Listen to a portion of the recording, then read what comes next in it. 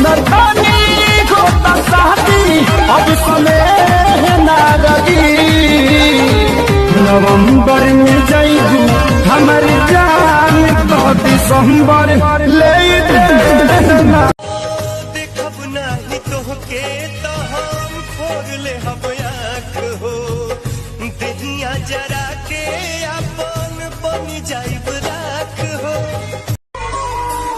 ई कौन बीमारी धरा दिहले बाड़ू, अलग होके तुहरा से अब। ओ हेलो, ऐसी वैसी लड़की नहीं हूँ मैं।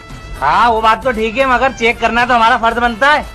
तुम तो ठहरे परदेसी। दुनिया में जियल मुश्किल भइल, अब जख्म ही दिल के फिल भइल।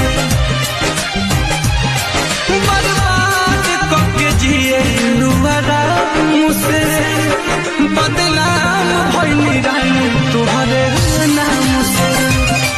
बर्बाद करके जिए लुहरा।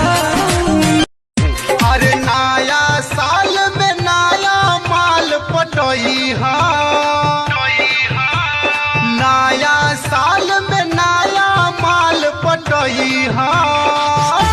पुराना की जाता रूता जा सनम, एगो वादा बानी भैया। नजर के सामने कबो ना वैहा, नजर के सामने। ओहो प्यार कइलू हमरा से, शादी के हुआ से रे। ओखिए से प्यार भइल, ओखिए